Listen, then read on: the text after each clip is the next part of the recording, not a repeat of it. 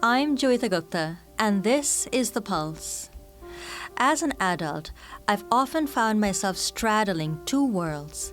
First, as an immigrant, growing up in India, then settling in Canada as an adult, never quite fitting in anywhere. I sound quote-unquote too white when I go to India. And in Canada, my accent, which is supposedly a mishmash of Canadian, British, and Indian, marks me as quote-unquote a foreigner and quote-unquote an outsider.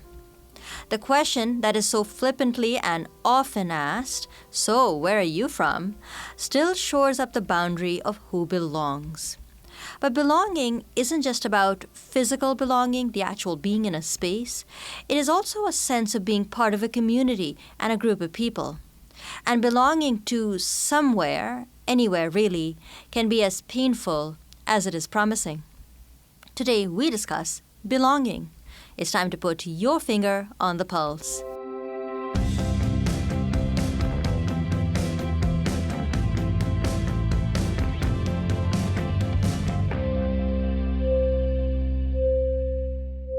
Hello and welcome to The Pulse on AMI Audio. I'm Joeita Gupta and I'm joining you as I do every week from the Accessible Media Studios in Toronto.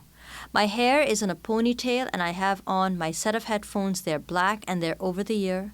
Today I'm wearing a short sleeve shirt. It has a V-neck and it's kind of a taupey pink is how Matthew McGurk, my videographer, described it. More earth tones than pink, he says. I'll leave it up to you to decide, and you can let me know in the comments down below what this actually looks like to you. But it's a nice, stretchy, comfy t-shirt shirt that I feel really snug in, ready to do this interview, talking to someone that I've been delighted to welcome onto the program. Annahid Dashtgard is the co-leader and founder of Anima Leadership, which is a leading inclusivity organization in Canada, and also the author of a new book. It's a fantastic set of essays called Bones of Belonging, which explores some of the intricacies of being a racialized person, an immigrant in Canada. Annahid, hello and welcome to The Pulse. I am so delighted you could join me today. Oh, it's lovely to be here. You know, I've been trying to rack my brains as to where I might have met you. Sometimes you get that sense, right, that you've seen somebody before. You're scratching your head going, where have I met them? Where have I met them? And then when I realized that you were the co-founder of Anima Leadership, that's when I realized that I've had your partner, Shaquille, on the show, I want to say a couple of years ago now. So it's really nice to have you come back in a manner of speaking to talk about the work of inclusion and to talk about the challenges of being a person of color in Canada. Let's talk though about your book, Bones of Belonging. It's a fantastic set of essays, very punchy. Where does this idea come from? Oh, well, I love that question. So the whole title for the book is Bones of Belonging, Finding Wholeness in a White World. And I also, in my day-to-day work life, am CEO of an equity and inclusion company, which I co-founded with my partner, Shaquille, who you interviewed. And in that work, one of the biggest things that I see missing in this conversation toward really creating equity and equality in our societies is people understanding what this whole conversation is really about. And I see it, and I think this is why we're in a very polarized moment around this topic, where you have academics that, have this theory and the politics around it that are, pushing, academics and activists. And then you have the alt-right on the other side.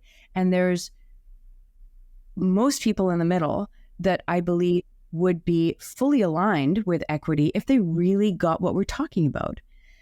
So back to the book, stories, I think, reach people in a way that facts and statistics don't. It's my biggest teacher. I go to books to learn and to understand and gain insight.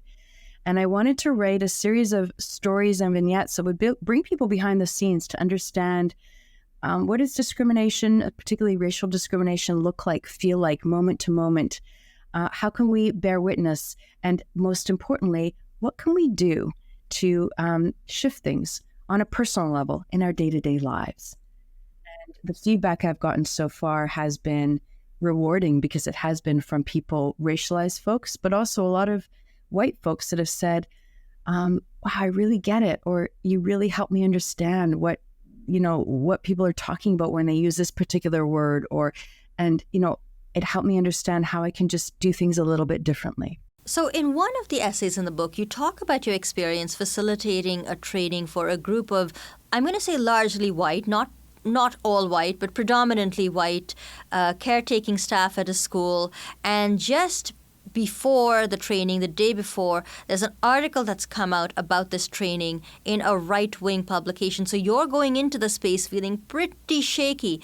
I wanted to ask you about some of the takeaways and some of the experiences from that particular training and what it taught you about facilitating conversations about inclusion. Because some really interesting things start to happen in the room when people start to share their experiences and their firsthand accounts. Yeah, I love that question. I think that the chapter you're describing, just to set it up, is I was going into, like you said, work with a group of caretakers in a school board. And before that, there was this article published that I found out had been, somebody inside the organization had contacted the newspaper person. And I was, worried about facing a lot of resistance and even possibly personal attack. And instead, what I found was people, by the end of the day, putting their cards on the table, talking very directly and openly about their concerns, doubts, hesitations with what, quote unquote, political correctness, this whole equity conversation, why people of color are taking all the jobs. And I think that's the only way we ever create change is when we can actually have those brave and honest conversations with one another. And what I find is that it's interesting, like the higher up people are in their organizations, the less permission people feel to actually ask those questions, even though I think that they have them. So when I'm working with executive teams, the resistance comes out in much more sophisticated and passive aggressive ways. It's actually harder to respond to. And so learning for me with the caretaker staff was, I went in feeling shaky and kind of nervous and afraid. And what happened was me realizing this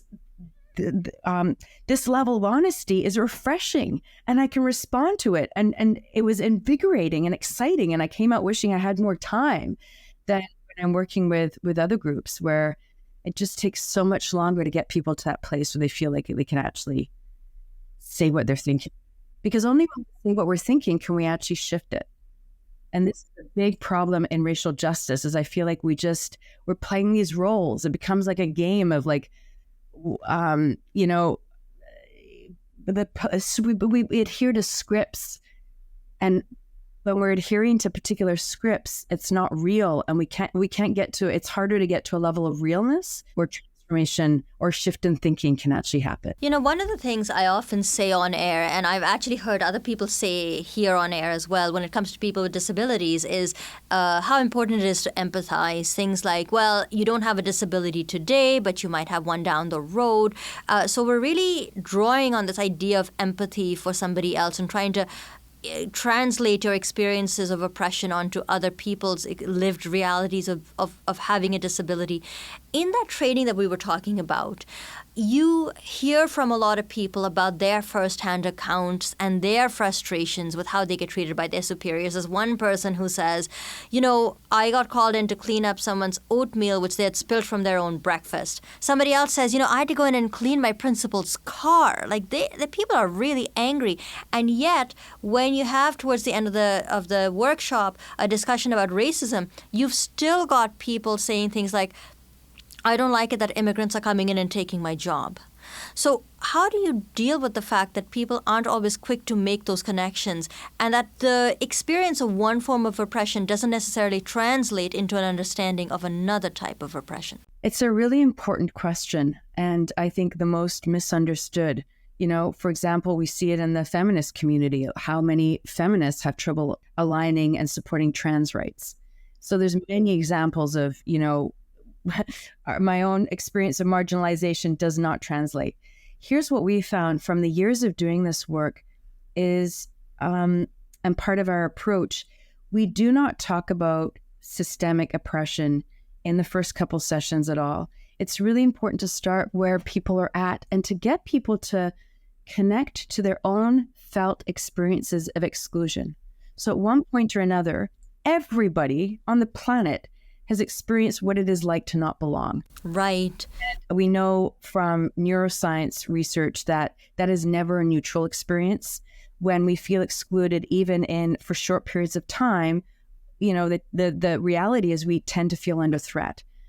There's strong emotion that comes with it. Everybody has some experience of that. And part of our methodology is getting people to connect to and remember that experience for themselves. And some people, it might be years back for, being too tall for that semester in high school, or having facial acne for that particular period of time. And when people are able to articulate and connect to and remember their own experience of exclusion and have that validated, in other words, tell their own story and have it affirmed, we find that they're more easily able to empathize with the experiences of groups of people that experience exclusion on a regular basis. So in other words, creating equity literacy, bringing more people into becoming allies for addressing invisible systems of discrimination is an emotional literacy process. It is not cognitive. The understanding of the ideology and the analysis comes second. And this is what drives me nuts, because so many people doing this work don't get it. It's not about throwing facts and statistics at people. That is important. But fundamentally, we need to help people go through an emotional journey, connecting people to what it feels like to not belong. We're talking a bit about emotions here, so I would be remiss if I didn't ask you about your emotions, particularly anger. And you talk a lot about the role that anger plays in your life and in your writing. You clearly have some amount of anger expressed in your writings, which stems from the exclusion of being a person of color, and also the trauma of being relocated from Tehran at the age of 6, this forced migration from Iran that you talk about in your writings. So what then would you say is the role that anger plays in your life and in your writing? What is your relationship to anger? The longer we live our lives, I believe, the more we realize that answers to questions like this are just not, pithy, one little kind of sentence answers. So with anger, I would say two things. One, the anger was an important survival emotion. So for many years, anger was a protective cloak. And looking back, I realized how much I needed it. Otherwise, I would have fallen more deeply into depression, anxiety, things that I believe would have altered my path and made my path through life much more difficult. So the anger allowed me, it was a prop, was a crutch. The anger was also useful in becoming an advocate for others and engaging in social change work, organizations, and movement building for many, many years. But of course, what is true for myself and any of us is that when we become lost in one emotion above all others, it's like we become a single trick pony, right?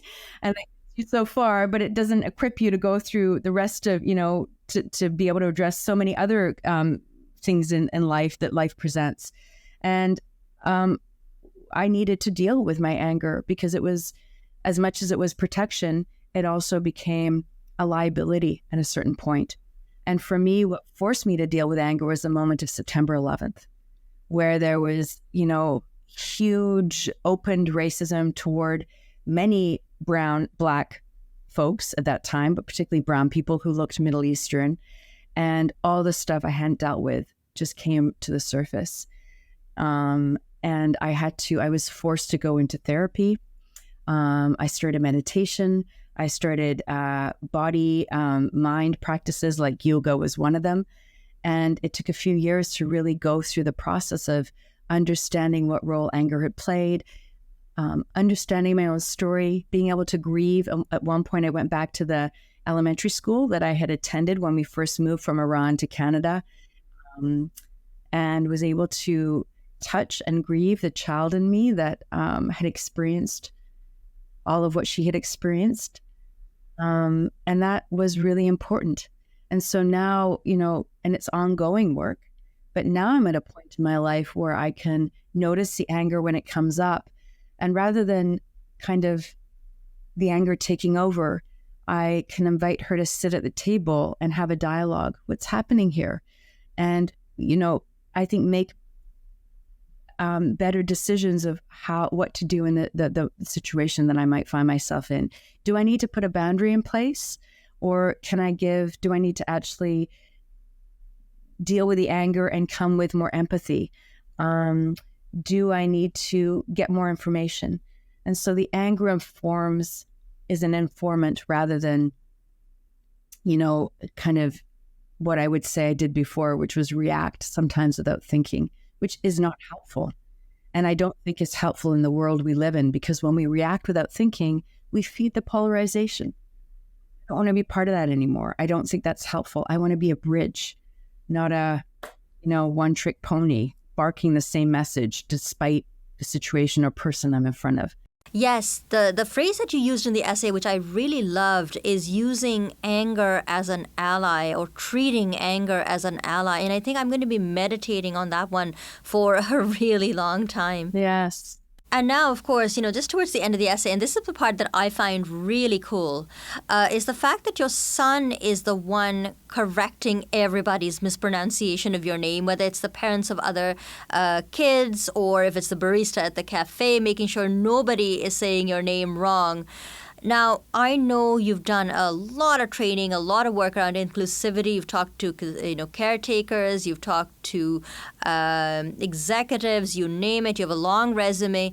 But how does that conversation become a different conversation, maybe more challenging even, when you start to have conversations about the impact of racism and exclusion with your own kids? Because you have 2 children, and I'm sure they are both very inquisitive.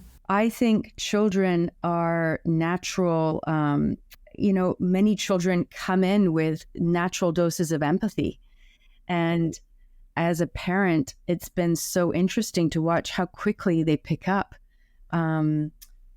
What I think it takes adults a lot longer, like what exclusion looks like, how to step in and look after people in their environment. And if I can, I'd love to this is a really short little vignette in the book. Oh, yes, please, go ahead. And I'd love to read it because names are important, because they're actually the first signal we give to people as to whether we are welcoming them into our orbit.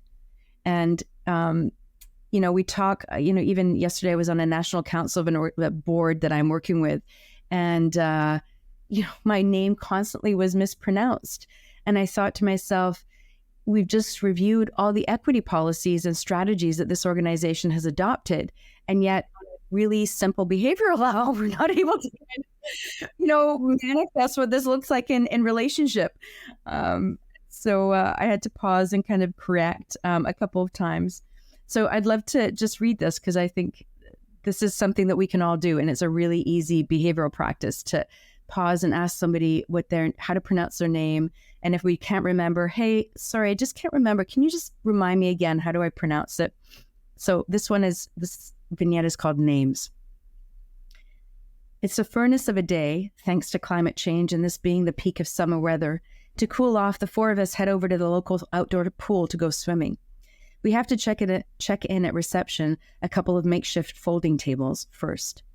When we finally reach the front of the line, the teenage attendant asks, "Names?" in a bored, monotone voice, with pen poised to record them on the sheet in front of them. I suddenly get an image of immigration lines at ports of entry into this country about 100 years ago. I always feel a slight tightening inside whenever I'm asked for my name, still. My son, Coda, 4 years old, declares in a trying to be helpful and sound like an adult tone of voice, "My mama's name is Annahid. I know it sounds kind of weird, but that's really her name."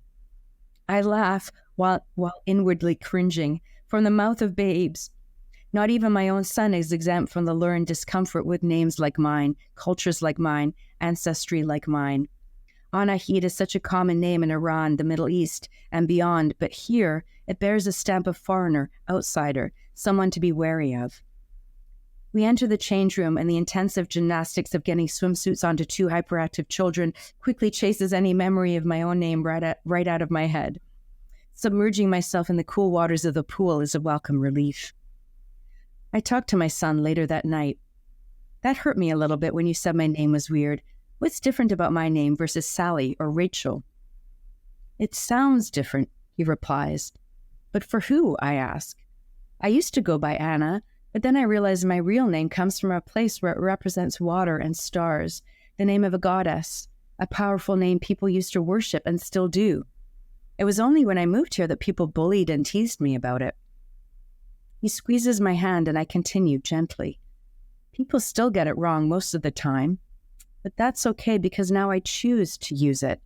I'd like you to use it as well. Okay, Mama, he nods, staring at me solemnly, his brown eyes wide and rounded in his small face. Thanks, Baba, I whisper. Time for some hugging. A year later, I arrive to pick up Coda from a play date, and his friend's mother comes out to greet me. Oh, Annahid, she says, She doesn't get any further because Coda comes out and carefully yet confidently interrupts her. Actually, my mom's name is pronounced Annahid. I feel a little embarrassed, but also proud. He has overcome his default absorption of the norms around him because of the desire to do better by his mama. As we walk home together, I squeeze his hand in mine, realizing I feel more than pride or momentary self-consciousness. I feel loved. Sometimes at busy coffee counters, I will shorten my name to Anna, just once in a while when the line is long and my time is short. If Coda is with me, though, I can't get away with it. Your name is Annahid, he'll admonish, and then loudly correct the barista as well. He has become my name guard, on the lookout for occasions where I may be slighted or minimized through the mispronunciation of my birth title. I relish how my child self is now protected by my own child, his generation learning from and correcting the erasure mine faced. Names are the first signal as to whether and how much we are welcomed anywhere. My son reminds me that a key measure of belonging will be when all names matter. That is so powerful. Really, it is. And, I'm just looking at the clock here, and honestly, I probably have about 2 minutes. So I'm going to ask you a question that, in retrospect, I should have probably asked you right off the top, which is, why did you go with the format that you went with? You've gone with the short essay format. It's short, it's punchy, it's powerful. I love it. But why not just go with a memoir? What is it about this particular format that lends itself to getting the message across to the reader? Well, my first book was a memoir called Breaking the Ocean, a memoir of race, rebellion, and reconciliation. And that plays a particular role. But like you said, I think stories reach people in a different way. And these stories are like the bones in the human body. There's the 10 longer stories that each talk to a different relationship of belonging and smaller vignettes in between. And I wanted it to be the book that somebody could pick up, read 2 pages, and think about it, reflect, put it down, and then pick it up 2 weeks later and read another, and perhaps take it into their workplace and share, the story, 2 pages that moved them, and open up a conversation. So I think Bones of Belonging, this book is very accessible and relatable for anybody, wherever they're at in their journey, whatever identity they might have, whatever community they find themselves in. It touches like bones. Yeah, belonging to anywhere, it's a tricky concept to handle. Belonging to a group of people or even just a community is a really fundamental concept for a lot of people. And it's a bit like your bones, really. This is, I think, making a reference to the illusion of the title of your book, where bones are really holding up your entire body.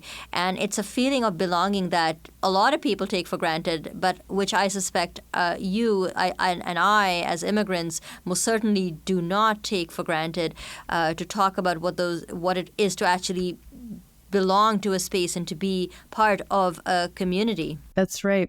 Annahid, it was really lovely speaking to you today. Congratulations on the book. It's so well written, and I am still reading through it. I try to get through a book books fairly quickly ahead of the show, but I really had to take some time to think about this one and absorb it. So thank you very much for speaking to me today. It was a pleasure having you on the program. My pleasure. That was Annahid Dashtgard, who is the co-founder of Anima Leadership, an inclusivity organization in Canada, and the author of Bones of Belonging, a series of short essays talking about the experiences of being a person of color in Canada. I hope you will pick up that book, published by Dundurn Press.